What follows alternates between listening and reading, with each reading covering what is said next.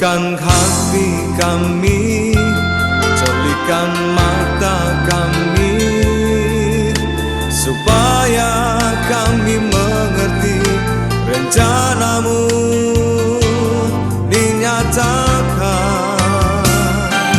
Mengalilah, ya mengalilah,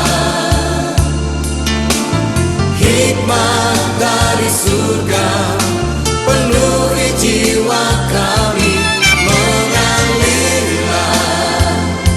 ia mengalirlah,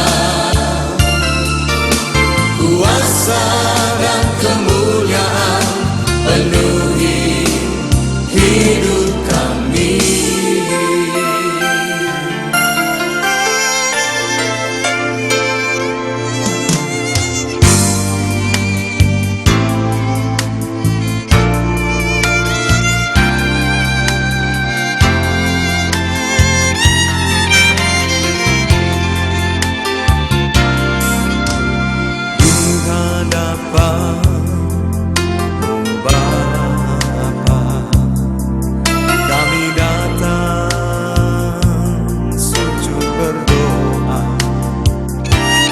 Lembutkan hati kami, jelikan mata kami, supaya kami mengerti rencanamu dinyatakan.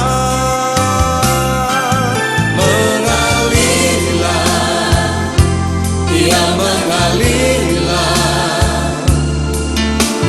hikmat dari surga penuhi jiwa kami. Mengalirlah, ia mengalirlah, kuasa dan kemuliaan penuhi hidup kami. Mengalirlah, ia mengalirlah, hikmat dari surga penuhi jiwa kami. Mengalirlah, ia mengalirlah, kuasa dan kemuliaan penuhi hidup kami. Mengalirlah, ia mengalirlah, hikmat dari surga penuhi jiwa kami. Mengalirlah, ia mengalirlah, kuasa dan kemuliaan penuhi hidup kami. Mengalirlah, ia mengalirlah, hikmat dari surga penuhi jiwa kami. Mengalirlah, ia mengalirlah, kuasa dan kemuliaan penuhi hidup kami.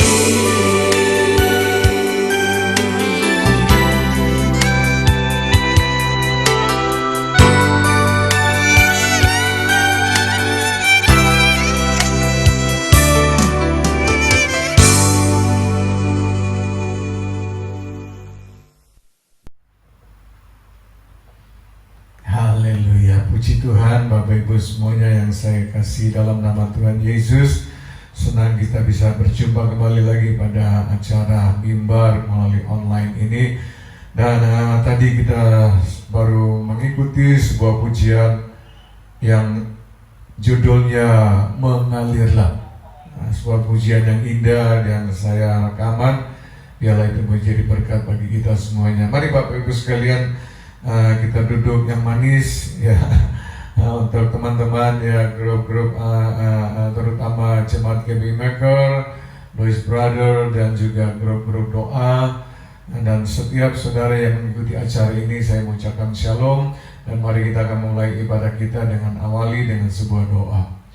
Bapa yang kami sembah dan kami puja dalam nama Tuhan kami Yesus Kristus, kami mengucap syukur dan berterima kasih kalau saat ini kami boleh memanggil Engkau Bapa, kami boleh menghadap Engkau Bapa yang pengasih, penyayang dan panjang sabar, berlimpah kasih setiamu kepada kami.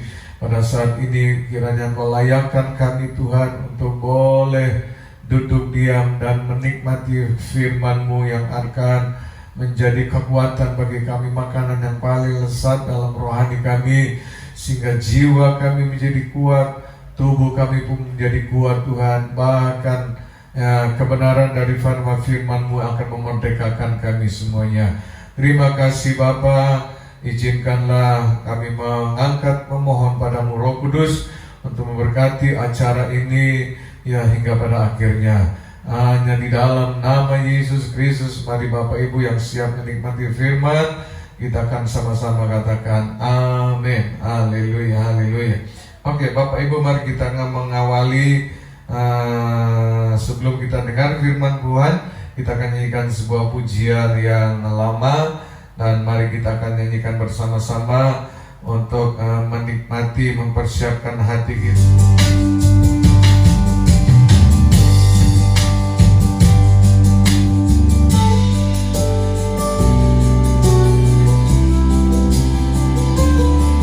Bapa yang mengasihi,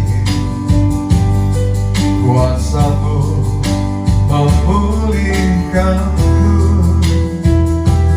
hati yang baru Kau berikan, untukku dapat melihat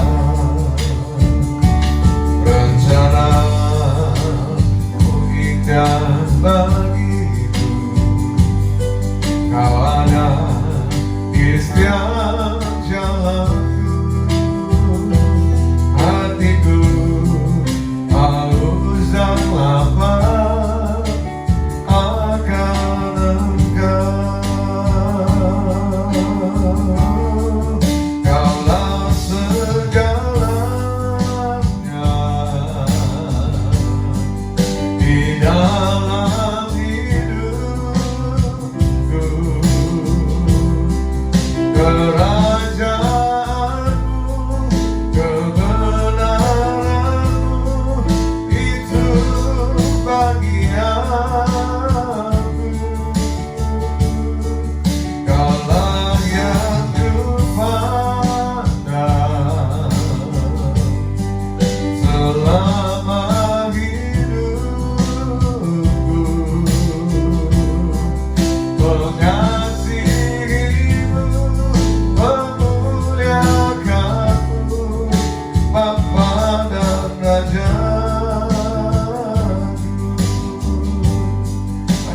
sekali lagi. Bapa, Kau yang mengasihiku, Kau Bapa yang mengasihiku, kuasa-Mu memulihkanku, hati yang baru Kau berikan, untukku dapat melihat rencana-Mu indah bagiku. Kau ada di setiap jalanku, hatiku haus dan lapar akan Engkau. Kaulah segalanya di dalam hidupku, kerajaanmu, kebenaranmu itu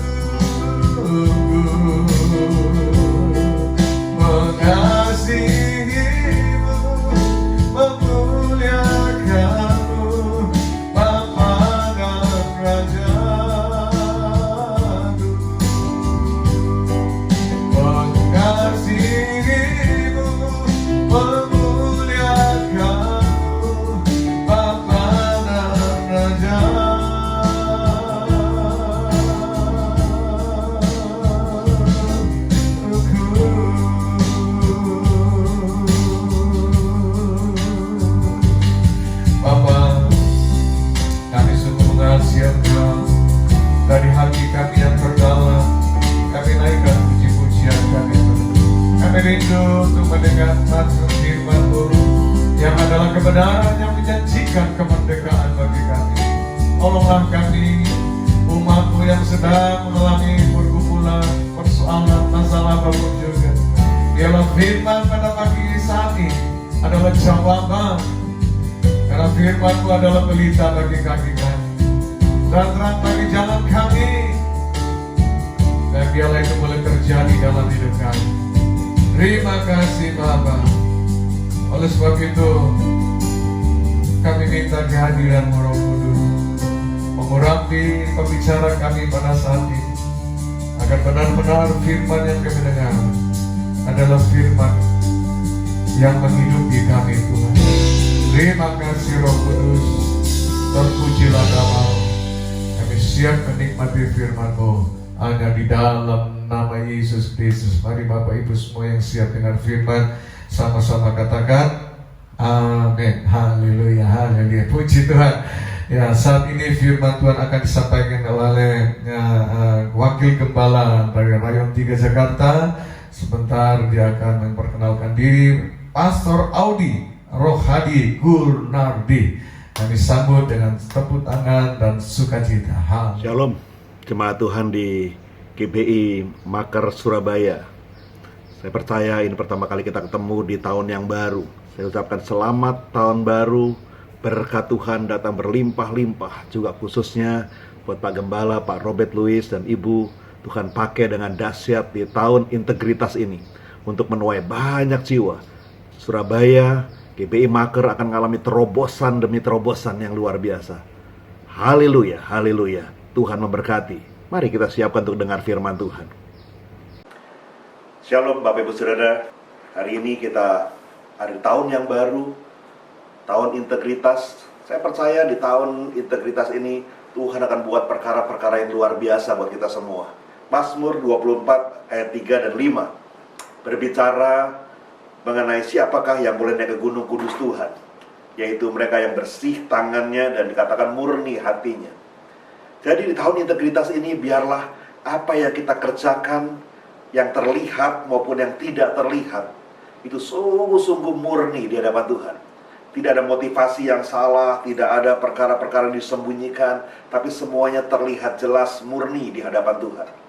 Nah, pagi hari ini saya akan bicara masalah sesuatu yang juga berbicara masalah karakter surgawi yang pernah Tuhan ajarkan. Tuhan ajarkan di dalam khotbahnya di bukit di daerah Galilea, dan dia hanya ada bersama murid-muridnya yang 12 orang, dan Tuhan mengajarkan ada 8 karakter surgawi di sana.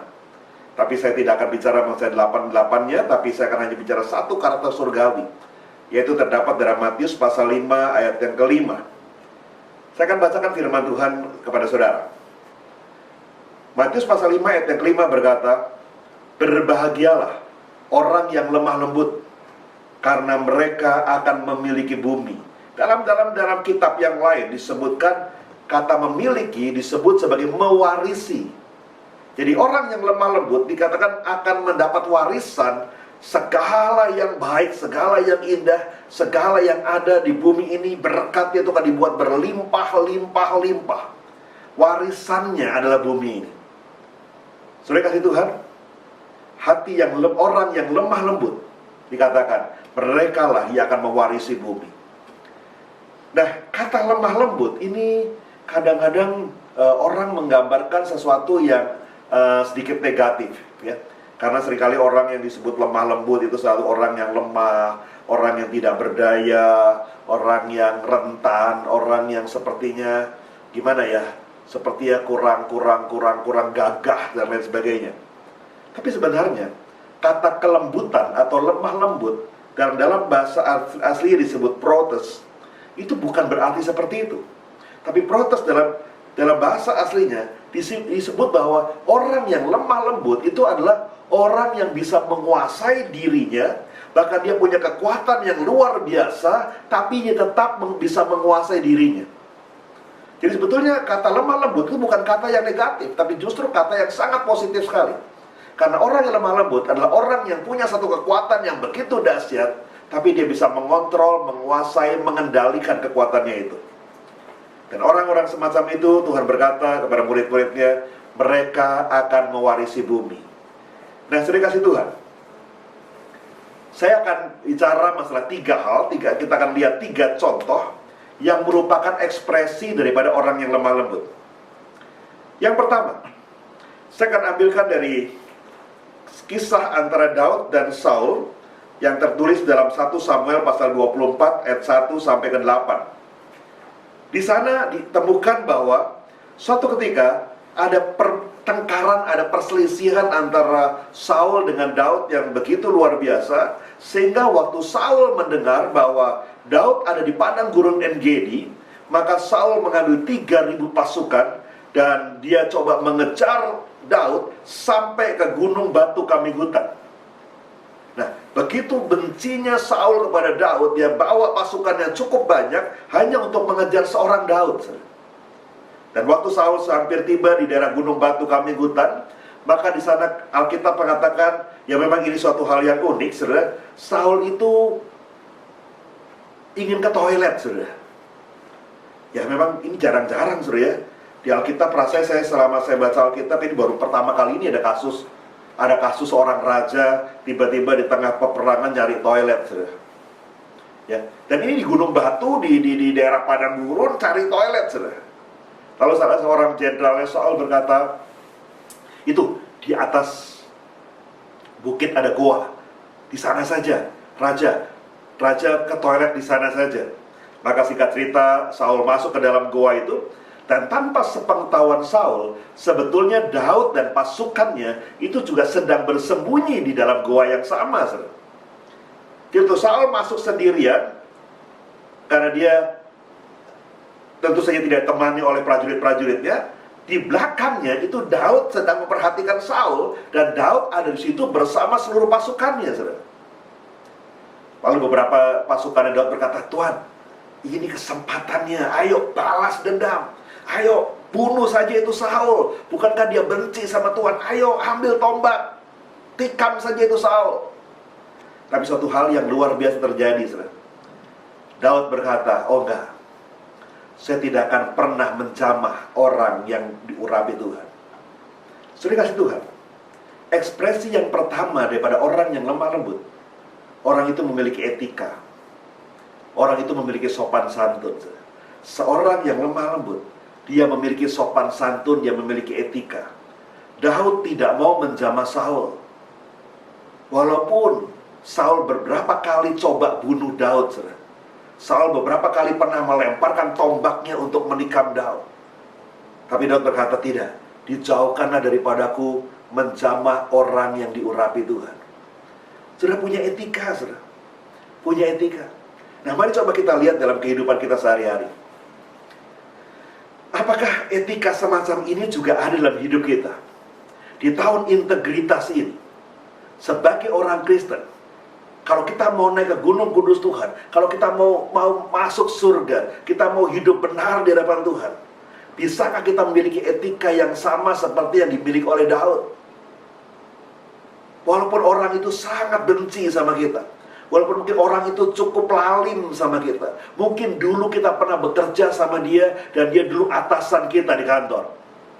Dan sekarang kita sudah pindah ke tempat yang lain, dan suatu ketika kita ketemu sama dia lagi, dia berkata, wah ini dia nih, kesempatan gue balas dendam. Mumpung gue bukan bawahan dia lagi, mumpung dia sudah bukan atasan gue lagi. Gimana kira-kira, saudara? Apa kita bisa berkata seperti Daud yang berkata, oh enggak, saya nggak akan jamah dia. Gimana pun juga dia pernah menjadi atasan saya. Gimana pun juga saya terus tetap menaruh hormat sama dia. Seorang yang punya hati yang lemah lembut, hidupnya penuh dengan kesopanan, dia penuh dengan etika, seperti Daud yang tidak mau menjamah Saul, walaupun Saul berkali-kali coba membunuh Daud. Ini hal yang pertama. Hal yang kedua, ekspresi kedua dari orang yang memiliki hati yang lemah lembut, dikatakan orang itu tidak suka bersaing. Dia tidak suka bersaing sama orang lain. Di dunia yang penuh dengan persaingan, bahkan kadang-kadang persaingan itu begitu jahatnya, saudara. Tapi Alkitab katakan orang yang lemah lembut, dia tidak suka bersaing.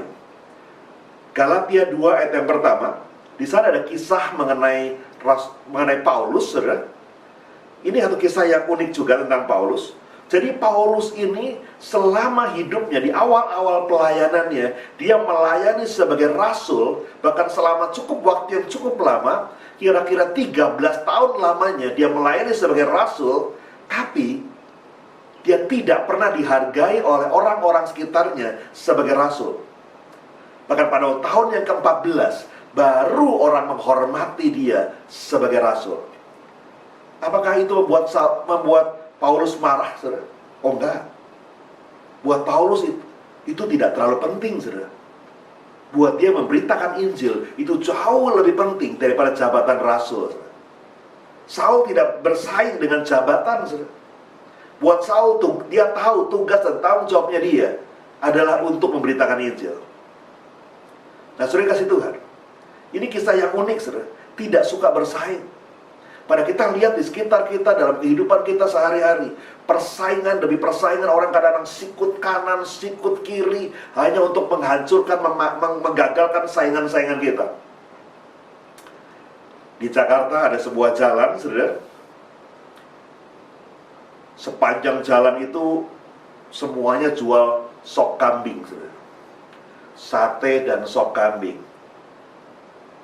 Sampai saya geleng-geleng, ini jalan 200-300 meter, sop kambing, Pak Kumis, sop kambing, Udin Kumis, sop kambing, Budi Kumis, sop kambing, semua sop kambing, kumis, saingan kiri, saingan kanan, saudara. Bahkan ada beberapa yang tulis, ini yang asli, yang lain palsu.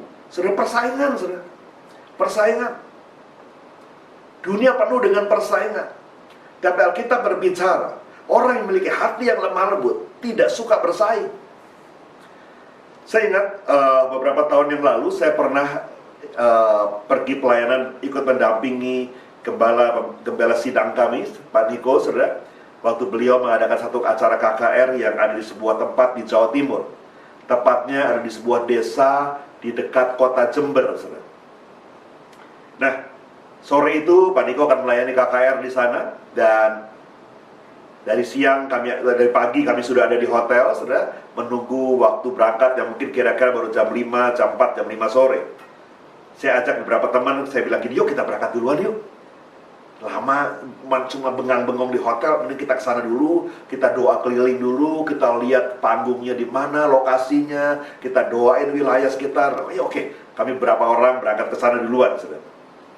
Nah, kami doakan tempat itu, sekitar tempat itu yang akan dipakai buat KKR, dan kami juga kelilingin kampung itu, dan kami dengar cerita bahwa penduduk kampung itu 90% lebih itu orang Kristen.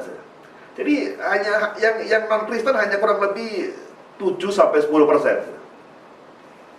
Nah, setelah kami berapa lama di sana, menjelang sore, saudara, kami juga cukup lapar, saudara. Lalu kami mulai cari makanan. Kami cari ke gang ini, belok ke sana, jalan lagi ke sana. Akhirnya kami ketemu dengan seorang penjual bakso. Kami panggil, bang, bakso. Dia datang, lalu kami pesan, bang, bakso bang, 4 mangkok. Karena kami berempat. Lalu sementara tuang bakso sedang menyiapkan baksonya di mangkok-mangkok, saudara, kami ngobrol dengan dia, saudara. Bang, udah lama jualan bakso? Si abangnya bilang gini, oh enggak, saya baru 3 bulan jualan bakso. Waduh, dengar begini agak syok juga, saudara. Ini tuang bakso masih amatir nih. Baru 3 bulan jualan nih, enak apa enggak nih bakso nih? Baru 3 bulan jualan. Tapi ya sudahlah, nggak ada pilihan lain, saudara. Oh, baru 3 bulan, bang. Tadinya jualan apa? Oh, tadinya saya tukang jahit. Syok lagi, saudara. Ini tukang bakso, tadinya tukang jahit, sekarang jualan bakso baru 3 bulan. Ini baksonya rasanya apa ini? Terus kenapa jualan bakso, bang? Emang gak laku ngejahitnya? Oh, laku. Saya mah udah lama tukang jahit. Udah 10 tahun lebih saya jahit. Nah, 10 tahun lebih jahit, sekarang kenapa jualan bakso? Lalu dia senyum-senyum sambil dia nyiapkan bakso buat kita. Dia bilang, ya itulah, dia bilang, saya udah 10 tahun lebih menjahit. Ya lakulah, banyak langganan saya di kampung ini. Tapi ada di ujung gang di dekat rumah saya, itu satu keluarga suaminya baru meninggal. Jadi tinggal istrinya sama anaknya masih kecil-kecil 2 orang. Nah, si istrinya ini 4 bulan yang lalu itu buka jahitan di rumah. Lalu saya lihat dia buka jahitan. Saya bilang sama istri saya, "Bu, udah ya biar dia aja yang ngejahit ya. Langganan kita oper ke dia aja ya. Kasihan, janda, anaknya masih kecil-kecil, dia butuh biaya. Suaminya sudah meninggal." Jadi gitu. Akhirnya saya pindah profesi jualan bakso. Saya mah gampang lah. Saya mah laki-laki, mau jualan bakso, jualan sayur, kerja di ladang. Tapi itu kan kasihan janda. Saya geleng-geleng, saudara. Sambil dengerin tukang bakso ini cerita, saya geleng-geleng, saya bilang, ada ya orang model begini ya? Ada ya?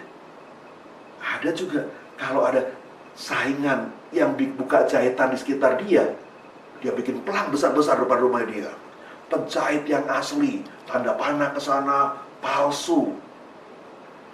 Tapi ini malah dia tutup, dia kasih langganannya ke ibu itu, dia ganti profesi jualan bakso. Saya bilang, "Bang, kenapa begitu? Udah aja dia jahit, bapak abang jahit." "Ah, enggak lah, gak enak. Nanti kalau kita berdua sama-sama jahit, orang bilang apa?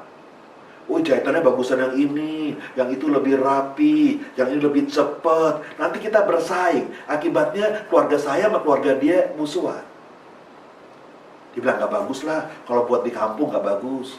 Biar dia aja yang jahit. Saya mah laki-laki gampang. Mau kerja bangunan bisa, kerja di ladang bisa, mau jualan bakso bisa, nanti jualan sayur juga bisa." Saya ngobrol sama teman-teman, ada yang orang model begitu ya. Di Jakarta langka tuh orang model begitu.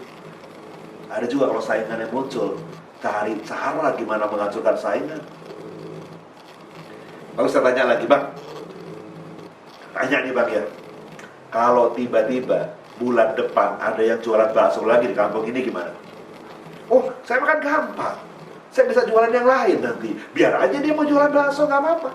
Nanti saya jualan yang lain." Saya bilang, wow, ketemu ya orang model begini ya, orang yang seunik ini ya.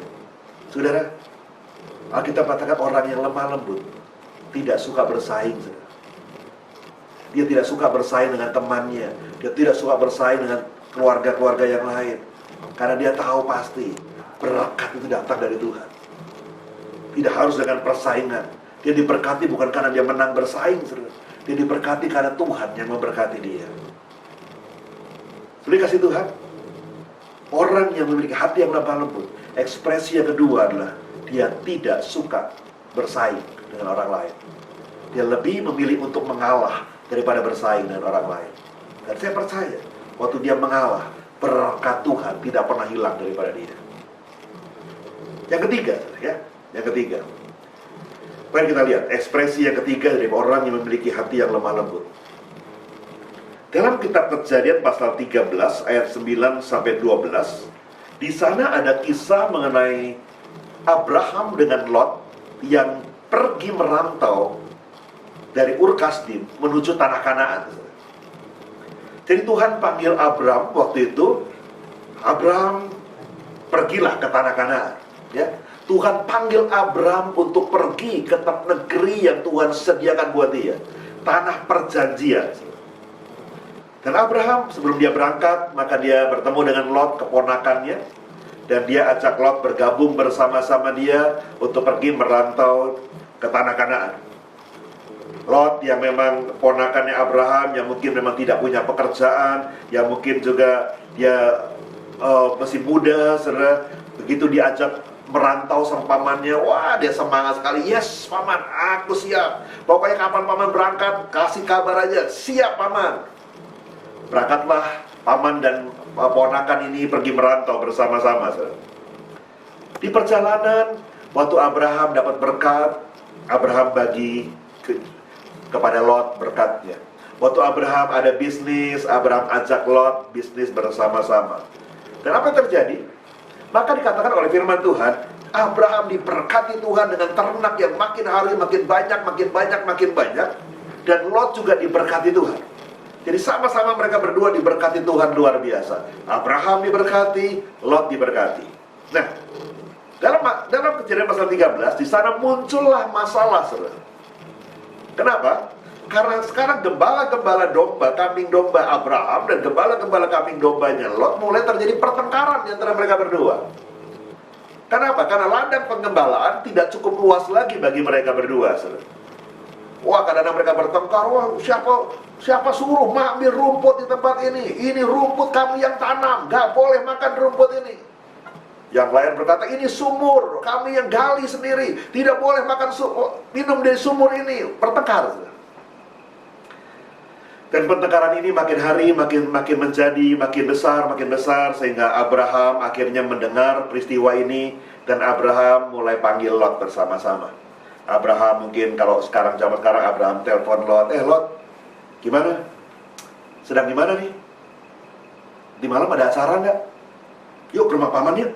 Kita ngobrol-ngobrol sambil dinner lah sama-sama.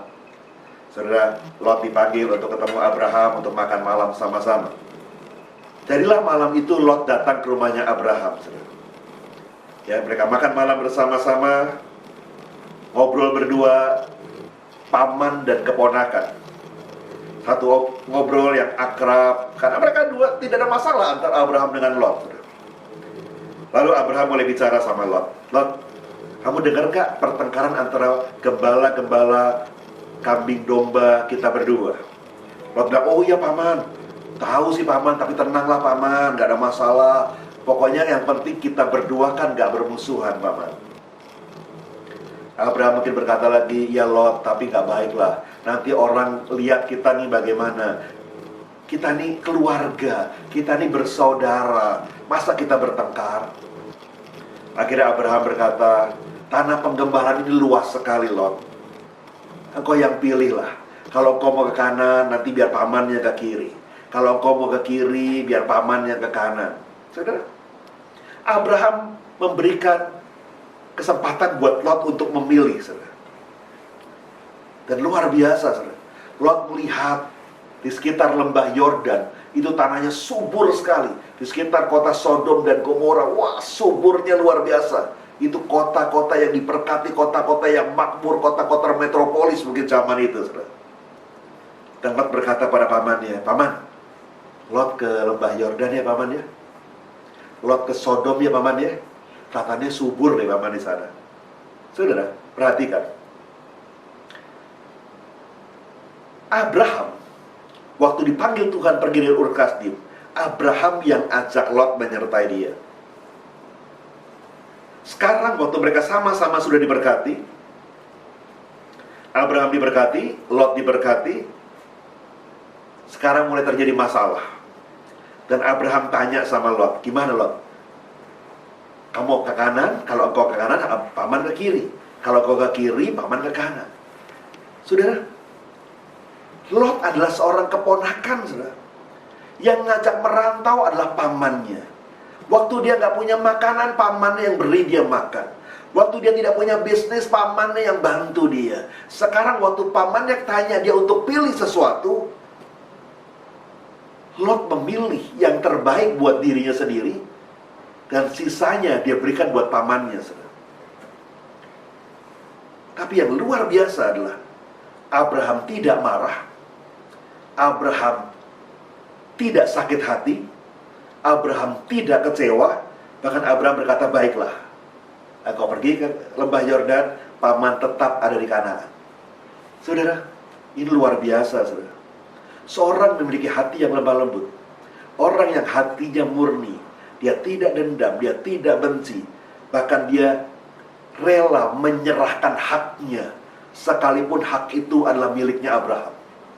Ekspresi yang ketiga adalah Abraham tidak mempertahankan haknya, sekalipun sebenarnya itu haknya Abraham untuk memilih, dan harusnya Lotlah yang mendapatkan sisanya. Etikanya adalah Abraham yang harus berhak untuk milih kemana dia mau pergi. Nanti sisanya baru serahkan kepada Lot. Harusnya Lot berkata, paman, jangan aku yang pilih dong, paman aja yang pilih. Yang terbaik buat paman, ambillah. Nanti sisanya buat hamba. Tapi waktu Lot memilih duluan yang terbaik buat dia, Abraham sama sekali nggak marah. Abraham tidak mempertahankan haknya. Dia rela menyerahkan haknya kepada Lot. Saudara, maka pergilah Lot ke kota Sodom, dan pamannya Abraham tetap tinggal di tanah Kanaan. Tapi saya mau tanya buat saudara, apakah dengan begitu Lot menjadi orang yang diberkati lebih daripada Abraham? Alkitab tidak mencatat seperti itu, saudara. Alkitab mencatat Lot diberkati, Abraham lebih diberkati lagi. Lot tambah kaya, Abraham sangat-sangat diberkati. Bahkan Ishak menjadi orang yang diberkati, makin hari makin kaya, makin kaya, makin kaya, makin kaya. Keturunan Abraham menjadi orang yang makin diberkati, kaya, makin kaya, makin kaya, makin kaya. Waktu Abraham tidak mempertahankan haknya dan rela menyerahkan haknya itu kepada Lot, Tuhan tetap tahu kemana perintahkan berkat. Bukan berarti Lot akan lebih diberkati daripada Abraham, tidak. Tuhan tahu kemana dia perintahkan berkat. Tuhan tetap berkati Abraham lebih dan lebih dan lebih. Lalu bagaimana dengan akhir daripada hidupnya daripada Lot? Waktu Tuhan melihat dan murka dengan Sodom dan Gomora, maka Tuhan tarik Lot dan keluarganya lari dari kota Sodom dan Gomora, dan Lot menjadi orang-orang yang tinggal mengembara di tanah Moab. Hidup Lot pada akhirnya harus pergi dari Sodom dan Gomora tanpa bawa apapun juga. Bahkan istrinya menjadi patung garam di atas bukit. Saudara, seorang yang lemah lembut, ekspresi yang ketiga adalah dia tidak mempertahankan haknya. Dan waktu Abraham tidak mempertahankan haknya terhadap ponakannya, Tuhan tetap berkati Abraham berlimpah-limpah. Matius pasal 5 ayat 5 katakan, orang yang memiliki hati yang lemah lembut, orang yang memiliki sifat yang lemah lembut, saudara, berkarakter lemah lembut, maka dikatakan dialah yang akan mewarisi bumi. Berkat Tuhan tidak pernah lari daripada dia. Berkat Tuhan tidak pernah meninggalkan dia. Hari ini kita belajar beberapa ekspresi daripada orang yang lemah lembut, saudara. Di tahun integritas ini, yang pertama, orang yang memiliki karakter lemah lembut, dia hidupnya penuh dengan etika, penuh dengan sopan santun. Daud tidak mau menjamah Saul, walaupun Saul berkali-kali mau bunuh Daud. Kedua, orang yang memiliki hati yang lemah lembut, dia tidak suka bersaing dengan orang lain. Dia lebih memilih untuk mengalah daripada bersaing, saudara. Dan berkat Tuhan tetap menyertai dia. Paulus tidak terlalu memusingkan jabatan rasul. 13 tahun lamanya dia melayani. Tetap buat Paulus adalah memberitakan Injil lebih penting daripada jabatan. Dan yang ketiga, orang yang memiliki hati yang lemah lembut, dia rela menyerahkan haknya. Abraham tidak mempertahankan haknya, sekalipun Abraham berhak atas haknya sebagai seorang paman terhadap Lot ponakannya, tapi dia rela menyerahkan haknya kepada Lot. Saudara, orang yang memiliki hati lemah lembut, maka kita katakan bumi dengan segala kekayaannya inilah warisan buat dia. Tuhan wariskan bumi, hidupnya akan menikmati banyak berkat, banyak pertolongan, banyak penyertaan daripada Tuhan. Di tahun integritas ini, mari kita belajar akan karakter-karakter surgawi. Dan waktu kita hidup dengan karakter-karakter surgawi, apapun yang kita hadapi di tahun ini, kita akan lihat Tuhan menyertai kita, Tuhan memberkati kita, Tuhan menolong kita, dan Tuhan tidak pernah meninggalkan kita. Mari kita akan berdoa. Oh Rabasyama Kuria Bakasya Kata Rabakiria Basyakana. Bapak, hamba berdoa buat setiap pendengar daripada ibadah ini ya Tuhan. Di rumah-rumah mereka, dimanapun mereka berada Tuhan. Di tahun integritas ini Tuhan, biarlah pertolongan-Mu menyertai mereka senantiasa Tuhan. Waktu mereka sungguh-sungguh sama Tuhan, murni di hadapan Tuhan, benar di hadapan Tuhan, maka Tuhan tidak pernah tinggalkan mereka. Tapi pertolongan-Mu selalu dahsyat buat mereka Tuhan. Mereka akan mengalami terobosan demi terobosan yang luar biasa. Mereka akan mengalami mujizat demi mujizat yang luar biasa. Mereka akan mengalami perkara-perkara yang tidak pernah terpikirkan, tapi Tuhan menyediakan semuanya. Terima kasih Tuhan Yesus. Hamba berdoa bagi yang sakit, Tuhan sembuhkan. Yang alami masalah keluarga, rumah tangga, pekerjaan usaha, Tuhan buat terobosan dalam kehidupannya. Sehingga anakmu boleh bersaksi bahwa hidupnya penuh dengan pertolongan Tuhan. Terima kasih Tuhan Yesus. Terima kasih Bapa. Engkau dahsyat ya Tuhan. Engkau berkati mereka berlimpah, limpah, limpah. Haleluya, haleluya, haleluya. Mari jemaat Tuhan bersama-sama katakan amin. Tuhan memberkati sudah berlimpah, limpah, limpah. Haleluya. Haleluya, puji Tuhan, firman Tuhan ya cocok dengan tahun integritas ya. Salah satu bagian daripada integritas adalah ya lemah lembut. Ada 3 langkah Bapak Ibu yang sudah kita nikmati, dan biarlah firman Tuhan ya tidak hanya kita dengar dan renungkan, tapi terutama mari kita mempraktekkan firman Tuhan agar sungguh-sungguh ya hati yang lemah lembut itu akan menyatakan kuasanya. Ya, hati yang lemah lembut itu Alkitab khotbah tadi berkata yang akan mewarisi bumi. Haleluya. Apa yang saudara inginkan di bumi, makan, minum, pakaian, sandang, pangan, dan perlindungan, itu pasti terjadi. Ya, buat saudara dan saya yang mempraktekkan ketiga langkah daripada lemah lembut tadi. Puji Tuhan, haleluya. Terima kasih Pastor Audi yang sudah boleh menjadi berkat bagi kami. Kami memberkati istri keluarga, kami memberkati pengembalaan di Jakarta. Tuhan memberkati, ya haleluya, haleluya. Mari Bapak Ibu, kita yang sudah diberkati oleh firman Tuhan, mari kita nyatakan kasih kita kepada Tuhan dengan memberikan yang terbaik Bapak Ibu, haleluya, yaitu persembahan kita. Oleh sebab itu mari kita akan berdoa. Bapa yang kami sembah dalam nama Tuhan kami Yesus Kristus, kami bersyukur dan berterima kasih kalau pada saat ini kami sudah menikmati firman Tuhan-Mu yang begitu menguatkan bagi kami Tuhan, yang menjanjikan Tuhan yang dimana kami akan mewarisi bumi dengan berkat-berkat, perlindungan, pertolongan di masa-masa yang sulit ini Tuhan. Tapi kami percaya hidup kami tidak tergantung dari situasi keadaan pandemi ini, tapi hidup kami adalah dari firman-Mu Tuhan. Kami akan mewarisi bumi ini dengan segala berkat dan perlindungan-Mu kalau kami melakukan firman-Mu. Bapa, saat ini kami juga akan membawa persembahan kami. Kiranya persembahan ini boleh berguna bagi pekerjaan-Mu, pelebaran gereja-Mu, dan untuk operasional daripada gereja di tempat ini. Kami berkati Tuhan, biarlah tangan-Mu yang berkuasa menghalaukan segala belalang-belalang, pengirim pelompat yang mencuri, menggerogoti, yang membuat kami menderita. Bahkan kami tolak segala COVID-19 dari kehidupan kami. Dan kami memberkati jemaat-Mu 30, 60, 100 kali lipat, sehingga apa yang mereka beri tidak semakin berkekurangan tetapi semakin berkelimpahan. Haleluya. Terima kasih di dalam nama Yesus Kristus. Ya, percaya katakan amin. Haleluya, haleluya. Bapak Ibu sekalian, kita akan melanjutkan lagi acara online ini pada minggu depan di jam yang sama, ya jam 9 pagi, dan selanjutnya Bapak Ibu bisa mengikutinya. Dan juga pesan saya, ya ini hari-hari orang yang bijaksana itu meresponi firman Tuhan. Orang yang bijaksana meresponi apa yang dikatakan, anjurkan oleh pemerintah. Dan pemerintah kita adalah yang wakil daripada Allah di muka bumi itu. Yaitu apa? Ikuti protokol. Haleluya. Ya, daripada Bapak Ibu nganggur-nganggur di rumah, ya tidak ada kesibukan, ya setiap hari kami punya menara doa, ya tempat secret place, tempat yang tersembunyi. Mari disitulah kita mau berseru-seru, bertalut-talut kepada Tuhan kita.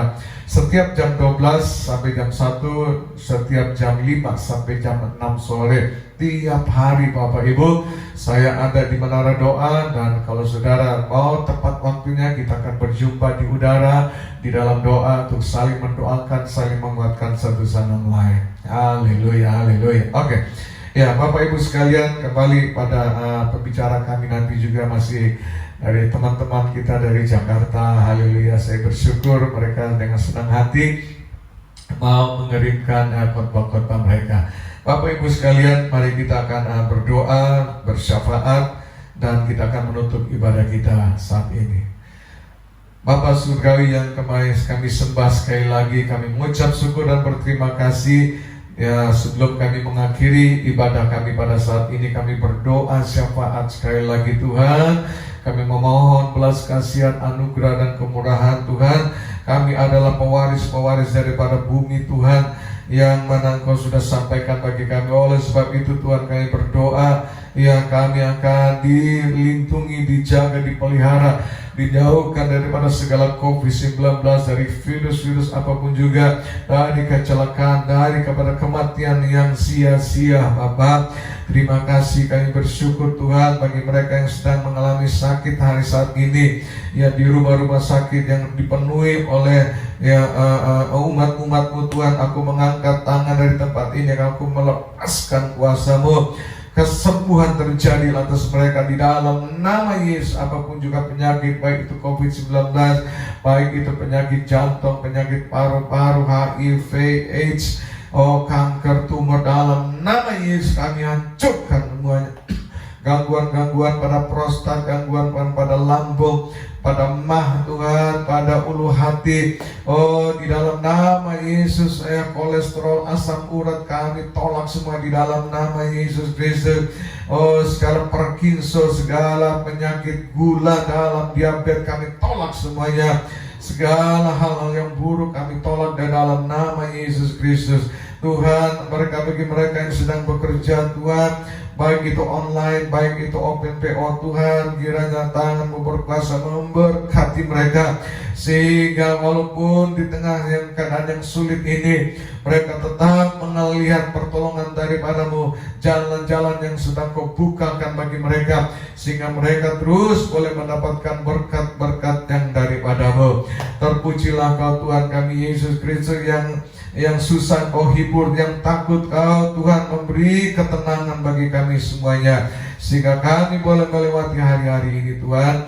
Di saat umat-Mu berdoa, masuk di dalam ruang doa, ya, menara doa Tuhan, Engkau hadir dan memberkati, Engkau hadir dan menjawab doa-doa kami semuanya. Terima kasih, kami memberkati keluarga-keluarga Kristen, dia biarlah damai, sejahtera, sukacita, ketenangan memenuhi mereka semuanya. Bapa, di akhir daripada ibadah ini kami mau menaikkan pujian doa Yabes, dan kiranya doa Yabes ini Tuhan boleh berkenan di hadapan-Mu.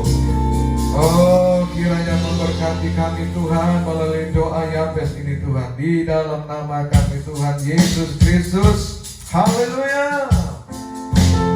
Kiranya Engkau memberkati kami berlimpah-limpah dan memperluas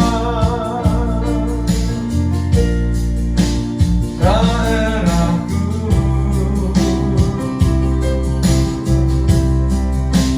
dan kiranya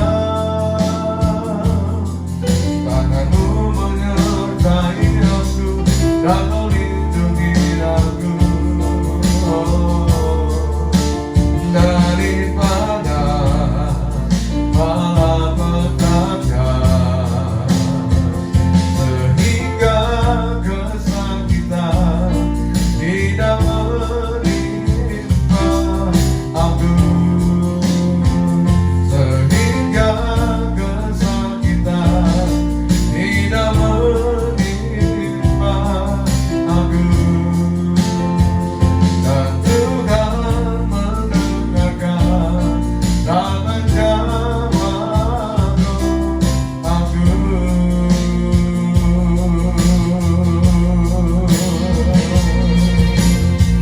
Haleluya, haleluya, haleluya, haleluya. Mari angkat kedua tangan kita semuanya. Kiranya Elogia, tangan Tuhan yang berkuasa, memberkati, menjaga, melindungi, memelihara, mencukupi segala keperluan kebutuhan, membuat segala yang kami pegang dan kerjakan diberkati dan berhasil. Dan biarlah doa Yabes ini biarlah menjadi kenyataan bagi kami semuanya, hanya di dalam nama Tuhan kami Yesus Kristus yang percaya dan diberkati Tuhan. Sama-sama katakan amin.